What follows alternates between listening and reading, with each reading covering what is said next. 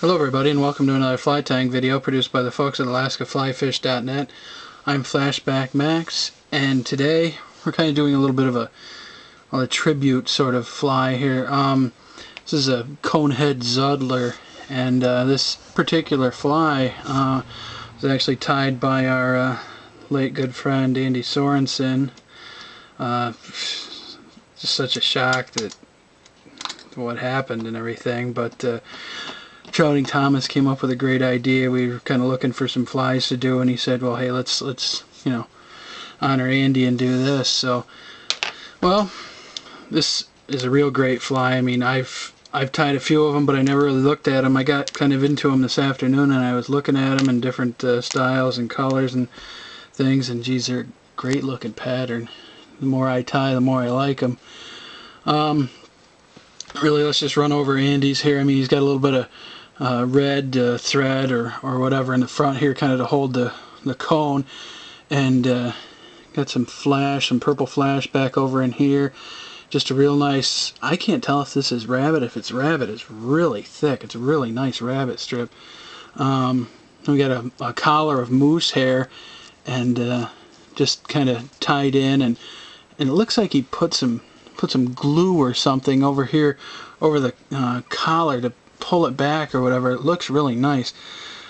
Underneath, I think there's some dubbing under there. It looks like there is. It looks like there's just some rabbit dubbing or something. So we'll try to give it a shot and do Andy proud for us. So let me switch flies here. I kind of just went ahead and got us started here a little bit with just putting that little red piece of thread on.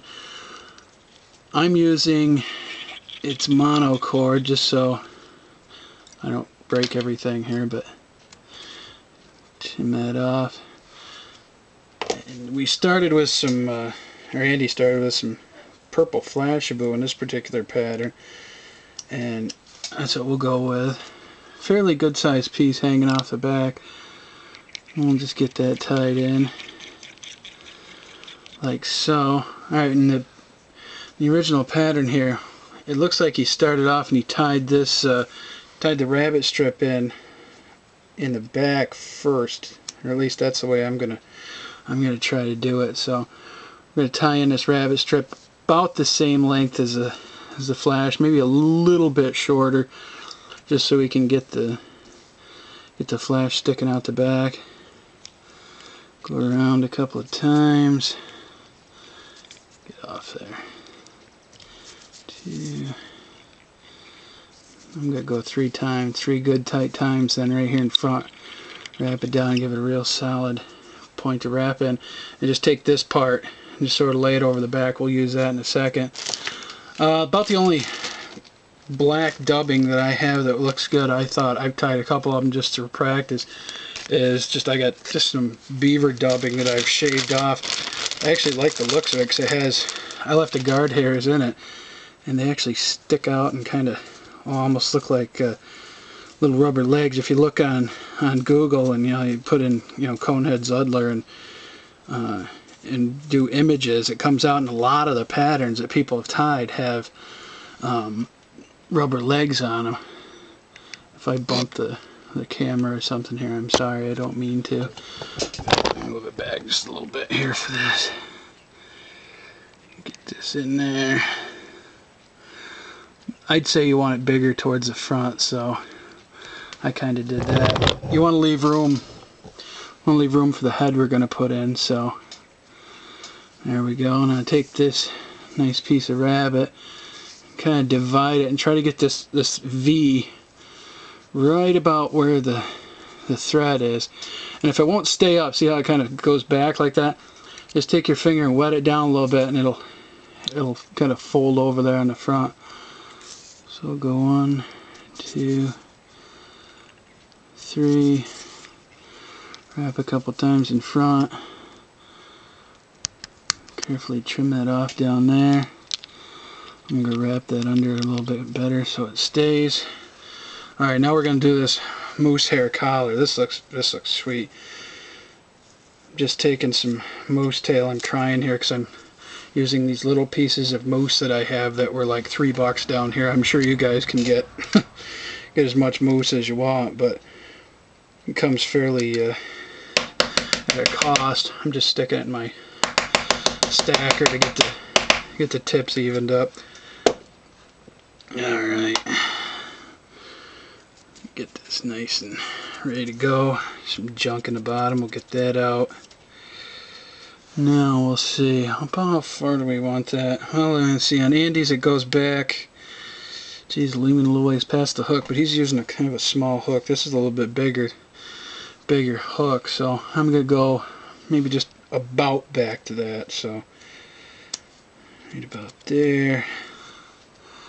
Now I'm going to take this, and I pray this works, and just kind of set it down in there and let those wrap around.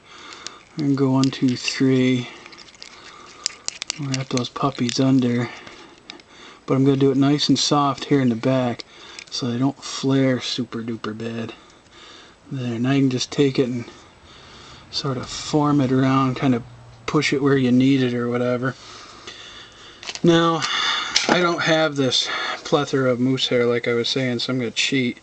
And I'm just going to use this deer hair and kind of cut it to about the length I think it should be, and hopefully it'll work good. Take this, that looks still just a hair long to me, so I'm gonna stick it in there. I got a piece, geez, I don't know, it's maybe the size of a pencil and about 1 inch long or so.